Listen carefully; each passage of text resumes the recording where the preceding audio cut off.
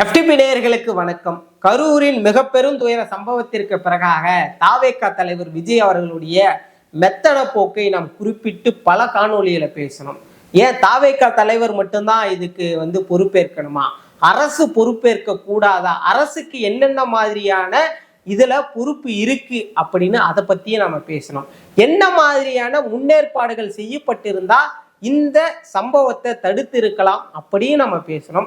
கரூர் பெருந்துயர சம்பவத்திற்கு பிறகாக கரூர் மக்கள் தாவேகாவை எப்படி பார்க்கிறார்கள் என்பதை பற்றியும் நாம் காணொலி போட்டு இருக்கிறோம். கரூரில் நடந்த இந்த பேரிழப்பானது தமிழக அரசியல் களத்துல என்ன மாதிரியான மாற்றத்தை ஏற்படுத்தியிருக்கு, குறிப்பா அரசியல் கட்சி தலைவர்கள் இதை எப்படி பயன்படுத்தி கொண்டார்கள், குறிப்பா இது அரசியலாக்கப்பட்ட ஒரு சம்பவமாக மாறி இருக்கிறதா என்றெல்லாம் நாம் பேசி முடிச்சோம். இந்த வரிசையில இப்பொழுது இந்த கரூர் சம்பவமானது சிபிஐ விசாரணைக்கு மாற்றப்பட்டுள்ளது. சிபிஐ விசாரணை என்பது முழுக்க முழுக்க பாஜகவின் கைகூலி என்று விஜய் அவர்களே இதற்கு முன்பாக விமர்சித்து பேசியிருக்கிறார். தாவேகா சார்பில் பரப்புரை கூட்டங்கள் 5 மாவட்டங்களை சென்று முடிச்சிருக்கிறாங்க. இதற்கு முன்பாக தாவேகா என்ன மாதிரியான பொதுக்கூட்டங்கள் பேசியிருக்காங்க, என்ன மாதிரியான கண்டன ஆர்ப்பாட்டங்கள்லாம் பண்ணியிருக்காங்கன்னு பார்த்தோம்னா, ஒண்ணு அஜித் அவர்களுடைய அந்த படுகொலை லாக்அப் டெத்துக்கு எதிராக தமிழக அரசை கண்டித்து பேசுறாங்க. அந்த கண்டித்து பேசின பொதுக்கூட்டத்துல தாவேகா தலைவர் விஜய் அவர்களாக இருக்கட்டும், பொதுச் செயலாளர்களா இருக்கட்டும், ஆதவ அர்ஜுனா அவர்களா இருக்கட்டும், அந்த ஒரு லாக்அப் டெத்துக்கு காரணம் தமிழ்நாடு அரசு காவல்துறையை சேர்ந்தவர்கள். காவல்துறையை கண்டித்து எங்கேயுமே பேசல. காவல்துறைக்கு அனைவரும் ஒத்துழைப்பு கொடுங்க, எங்களுக்கு சிறப்பான ஒத்துழைப்பு கொடுத்த காவல்துறைக்கு நன்றின்னு எங்க காவல்துறையால் ஏற்பட்ட ஒரு சம்பவத்துல தாவேகா தலைவர் விஜய் அவர்களும் அந்த பொதுச் செயலாளர் அவர்களும் மேடையில பேசினாங்க. ஏன் திமுக கூட்டணியில இருக்கக்கூடிய ஒரு சில கட்சிகள் கூட காவல்துறையின் மெத்தன போக்கு, காவல்துறையின் மிக தீவிரமான ஒரு செயல், இதை தமிழ்நாடு முதலமைச்சர் அவர்கள் கண்டு கொள்ள வேண்டும் என்பதெல்லாம் முன்வைச்சாங்க. சரியான குற்றச்சாட்டுன்னு ஒண்ணு இருந்தா அதை முன்வைக்கிறதுல தப்பு இல்லை. ஆனா அப்போ கூட இவங்க ஒரு சாஃப்ட் கார்னரோட தான் போலீஸோட இருந்ததை நம்ம பார்த்தோம். அப்ப என்ன சொன்னாங்க தாவேகா? சிபிஐ விசாரணை என்பது பாஜக கைகூலி. அதே மாதிரி சிபிஐ விசாரணைக்கு போறதெல்லாம் கிட்டத்தட்ட ஒரு 5 ஆண்டுகள் அந்த விசாரணையை தள்ளி போடுறதுங்க. அப்படியெல்லாம் டெலிவிஷன்லயும் கூட்டங்கள்லயும் பேசின இந்த தாவேகா இப்ப தமிழ்நாட்டுல அருணா ஜெகதீசன் அவர்களுடைய தலைமையில இருக்கக்கூடிய ஒரு நபர் விசாரணை வேண்டாம், அதே மாதிரி சிறப்பு புலனாய்வு பிரிவின் கீழ் விசாரிக்கப்பட்டு வரக்கூடிய எஸ்ஐடி விசாரணை கரூர் சம்பவத்துல விசாரிக்க கூடாதுன்னு தாவேகா சார்பில் உச்ச நீதிமன்றத்துல மேல்முறையீடு செஞ்சாங்க. அந்த மேல்முறையீட்டின் தீர்ப்பாக இப்பொழுது சிபிஐக்கு மாற்றப்பட்டிருக்கிறது. சிபிஐ விசாரணைக்கு போறதுக்கு முன்பாக எத்தனை குளறுபடிகள் பாருங்களேன். கிட்டத்தட்ட 16 நாட்கள் யாருமே வாயை திறந்து பேசல. இது தமிழக வெற்றி கழகமா இல்லை தலைமறைவு வெற்றி கழகமானலாம் பலரும் சோசியல் மீடியால விமர்சிச்சாங்க. ஏன் தாவேகாவில் இருக்கக்கூடிய தொண்டர்களே இது ஒரு சரியான அரசியல் போக்கு இல்லைங்க அப்படின்னு சொன்னாங்க. அரசியல் புரிதல் இல்லாதவர்கள் ஆரம்பத்துல வி ஸ்டாண்ட் ஃபார் விஜய் அப்படின்னு ஸ்டோரி போஸ்ட் ஹேஷ்டேக் போட்டாலும் கூட அண்ணன் போய் பேசி இருக்கணுமோ, இவர் இந்த தப்பை பண்ணிட்டாரோ, எப்படி மக்கள் ஏத்துப்பாங்கன்னெல்லாம் தாவேகா தொண்டர்களே ஒரு காலகட்டத்துல பேச ஆரம்பிச்சுட்டாங்க. ஆனா விஜய் அவர்கள் ஒரே ஒரு காணொலியை வெளியிட்டாரு. அந்த காணொலிக்கு பிறகாக அமைதியான ஒரு போக்கில தான் இருந்தாரு. தாவேகாவின் அந்த பொதுச் செயலாளர்களில் ஒருவராக இருக்கக்கூடிய ஆதவ அர்ஜுனா ஒரு ட்வீட் போடுறாரு. அந்த ட்வீட் என்ன மாதிரியான ட்வீட்? நேபாளத்திலையும் பங்களாதேஷிலையும் ஏற்பட்ட ஒரு புரட்சி போன்று தமிழகத்துல வெடிக்கணும் அப்படின்னு இந்தியாவுக்கே எதிரான ஒரு பயங்கரவாதத்தை ஏற்படுத்தக்கூடிய ஒரு ட்வீட்டை ஆதவ அர்ஜுனா போடுறாரு. போட்டு டெலிட் பண்ணிட்டு இதை நானே போடல, வேற யாரோ என்னுடைய அட்மின் போட்டாங்க அப்படின்னு ஒரு விஷயத்த சொல்றாரு. இதையெல்லாம் வைத்து நம்ம ஒவ்வொன்றா பார்க்கும் பொழுது ஒரு பயந்த மனப்போக்கோட தான் தாவேகா செல்கிறது அப்படின்னு நம்ம பார்த்தோம்.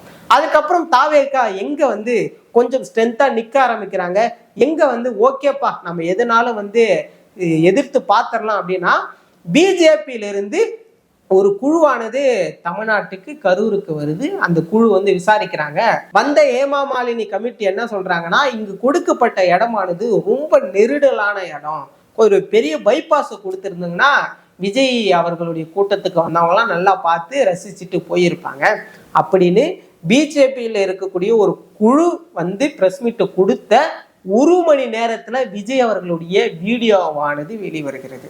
அப்பவே எல்லாருக்கும் தெரிஞ்சிடுச்சு பிஜேபிக்கு ஆதரவான ஒரு மனநிலையை விஜய் அவர்கள் எடுக்கிறார், விஜய்க்கு ஆதரவாக பிஜேபி இருக்கிறதுன்னு தெரிய வந்த பிறகும் கூட எல்லோரும் வந்து அமைதியா தான் இருந்தாங்க. தாவேக்காவில் வந்து எதுவுமே செய்ய முடியாத ஒரு நிலை. அதற்கு அடுத்ததாக எஸ்ஐடி போடுறாங்க, சிறப்பு புலனாய்வு பிரிவு வருது, உயர்நீதிமன்றத்துல தாவேக்காவை இதெல்லாம் ஒரு கட்சியா அப்படின்லாம் விமர்சிக்கிறாங்க. அதற்கப்புறமும் கூட தாவேக்காவிலிருந்து எந்த ஒரு பதிலும் வரல. ஆனா அதுக்கு பிறகாக ஒரு பெரிய சம்பவத்தை பண்ணாங்க. அதுதான் எவ்வளவு பாராட்டக்குரிய விஷயம் பாருங்களேன். தாவேக்கா தலைவர் விஜய் அவர்கள் வந்து ஒவ்வொரு வீட்டுக்கா சென்றாரான்னு கேட்டா இல்லை, வீடியோ காலின் மூலமா பேசினாரு. வீடியோ கால் மூலமா இந்த துயர சம்பவத்திற்கு வந்து ஈடுகட்ட முடியாது, உங்க எல்லாரையும் நான் தத்து எடுத்துக்கிறேன் அப்படின்ற மனநிலையோட விஜய் அவர்கள் பேசியிருக்கிறாரு. வரவேற்கக்கூடிய ஒன்று தானப்பா அப்படின்னு கேட்டோம்னா, உங்க வீட்டுல ஒரு இறப்பு ஒரு சம்பவம் நடந்த பிறகாக அவர் வந்து போன் காலில் பேசியிருந்தா இது எத்தனை பேர் வரவேற்றிருப்பாங்க அப்படின்னு நமக்கு தெரியல.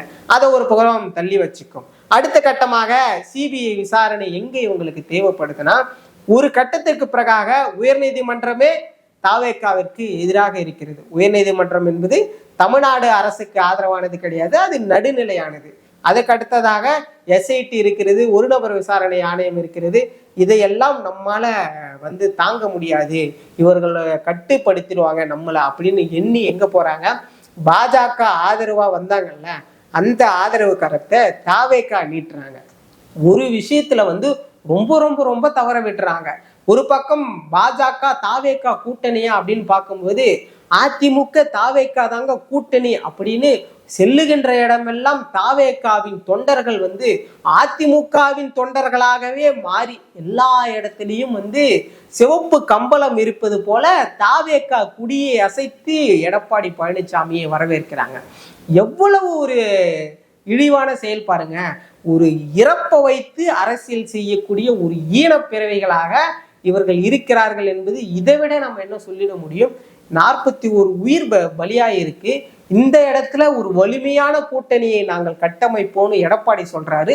அதற்கு ஆதரவு தெரிவிக்கலனாலும் பரவாயில்ல, ஒரு அறிக்கை விடலாம்ல, நமது தொண்டர்கள் யாரும் இந்த மாதிரியான மனநிலையோடு செல்லாதீங்க அப்படின்னு சொல்லலாம். ஆனா அதை வந்து விஜய் அவர்கள் வந்து கட்டுப்படுத்த முடியல. ஏன்னா ஃபுல் கண்ட்ரோலும் வந்து பிஜேபி ஓவர்டேக் பண்ணிட்டாங்க. அதனால எடப்பாடி அவர்கள் வந்து எப்படியும் அவரை நம்ம கிட்ட தானே கூட்டணி வந்தாகணும் அப்படின்ற மனநிலைக்கு இவர் வந்துட்டாரு. அதனால அதிமுக பாஜக தாவேகா கூட்டணி வந்து உருவாகி விட்டது அப்படின்ற ஒரு பிம்பத்தை தமிழ்நாடு முழுக்க கட்டமைத்து விட்டாங்க. இது வெறும் பிம்பம் தானங்க, அது எப்படி கூட்டணியா மாறும் அப்படின்றப்பதான் ஒரு விஷயம் வந்து பாஜக கையில் இருக்கு. அதுதான் விஜயோடைய குடுமி. உன் குடுமியை என் கையில வச்சுக்கிட்டு 2026 தேர்தல் வரைக்கும் நான் ஆட்டனா நீ வந்து நாடுற மாதிரி தானே ஆடணும். அதற்கு ஏற்ற மாதிரி தான் இப்போ சிபிஐ விசாரணையை பாஜக கையில் எடுத்திருக்கிறது. இதை வந்து நான் வந்து சிபிஐ வந்து குறைத்தோ ஏதோ சொல்லலை. ஏன்னா தாவேக்காவில் இருக்கக்கூடிய தலைவருமே தாவேக்காவின் பொதுச் செயலாளருமே சிபிஐ என்ன சொல்லியிருக்காங்க, பாஜகவின் கைக்கூலி கையால் கைப்பாவை அப்படின்னு சொன்னாங்க. அந்த கைப்பாவையில் ஒருவராக, அந்த கையில் சிக்கிய ஒருவராக இப்பொழுது தாவேக்கா தலைவரும் தாவேக்கா ஒட்டுமொத்த கட்சியும் இருக்கிறது. இனி பாஜக ஆடப்போகின்ற ஆட்டமானது தாவேக்கா வந்து எங்கெங்கெல்லாம் செல்ல வேண்டுமோ அதை வந்து பாஜக தான் வழி போட்டு கொடுக்கும் என்பதை போலதான் இன்றைய களமானது இருந்து கொண்டிருக்கிறது. ஒருவேளை சிபிஐ விசாரணை வந்து தாவேக்காவிற்கு ஆதரவா வரலன்னா அப்ப எல்லாருக்கும் தெரிஞ்சிரும்ல, இது வந்து தாவேக்காவும் பாஜகவும் கூட்டணி இல்லை, தாவேக்கா தனித்து தான் போட்டியிட போகிறது அப்படின்னா அப்போ ஒரு ட்விஸ்ட் பண்ணுவாங்க. என்னன்னா ராகுல் காந்தி அவர்கள் தான் விஜய்க்கு ஆதரவா பேசிட்டாரு அப்படின்னு. ஏன்னா காங்கிரஸுடைய ஒரு வழக்கறிஞர் தான் இன்னைக்கு தமிழ்நாடு அரசுக்கு ஆதரவாக பேசியிருக்கிறாரு.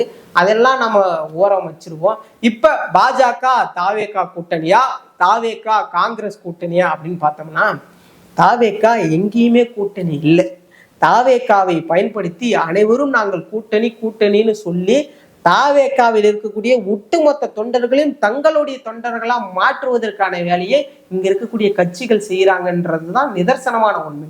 நீங்க வேணா பாருங்களேன், தென் மாவட்டங்கள்ல ஒரு சில இடங்கள்ல வந்து அதிமுகவிற்கு அவ்வளவு ஓட்டுகள் கிடையாது. நம்ம இதற்கு முன்பாக நம்மளுடைய சேனல்ல கருத்து கணிப்புகளை போட்டிருக்கோம். அப்படி எங்கேயுமே வராத இடங்கள்ல வந்து தாவேக்காவினர் போய் அதிமுகவிற்கு ஆதரவு தெரிவிக்கிறாங்க. ஒரு கட்டத்துக்கு அப்புறம் அவங்களுடைய மனநிலை என்னவா இருக்கும்? பாஜக எதிர்ப்பு தான் தாவேக்காவின் ஒரே ஒரு கொள்கை அப்படின்னு இருக்கு.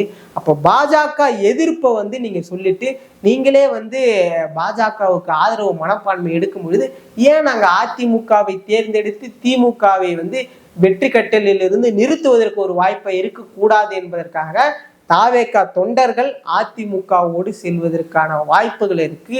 அந்த வேலையை தான் எடப்பாடி அவர்கள் வந்து மிக சரியாக செய்து கொண்டிருக்கிறார் என்பதை தான் நம்மால பார்க்க முடிகிறது. எப்படி இருந்தாலும் தாவேக்காவின் இந்த அமைதி போக்கு, இந்த மெத்தன போக்கு மற்ற கட்சிகளுக்கு சாதகமாகத்தான் போய் முடிய இருக்கிறது என்பதுதான் நம்மால பார்க்க முடியுது. இதனால திமுகவுக்கு என்னப்பா சாதகம் அப்படின்னா, திமுகவிற்கு வந்து பேசாமல் இருப்பதே ஒரு சாதகம் தான். ஏன்னா இவங்க பேசாம இருக்கிற ஒவ்வொரு நொடியும் அதை அதிமுக பயன்படுத்தி கொள்கிறது. அதிமுக பயன்படுத்தி கொண்டதால் தாவேக்காவானது வலுவிழந்து கொண்டே இருக்கிறது. அதிமுக பாஜக கூட்டணி இதற்கு முன்பாக வெற்றி பெற்றதா என்று கேட்டால் சாத்தியமில்லை. அதனால் திமுக மீண்டும் எளிமையாக வெற்றி பெற்றுவிடும் என்ற ஒரு போக்கு தான் இன்னைக்கு தமிழ்நாட்டின் அரசியல் களமாக மாறி இருக்கிறது. தாவேக்காவின் தொடர்ந்து இருக்கக்கூடிய இந்த மெத்தன போக்கு, அவங்களுடைய செயல்பாடுகளை நீங்க எப்படி பாக்குறீங்க? தாவேக்கா தலைவர் விஜய் அவர்கள் வந்து இன்னும் மக்களை போய் சந்திக்காதது மக்கள் மத்தியில என்ன மாதிரியான பார்வையா இருக்கிறது? இது 2026 தேர்தலில் ஏதேனும் ஒரு மாற்றத்தை, அதிர்வலை ஏற்படுத்துமா அப்படின்னு நீங்க என்ன நினைக்கிறீங்க? மறக்காம கமெண்ட் பண்ணுங்க. நம்ம மேலும் ஒரு காணொலியில சந்திக்கலாம். நன்றி.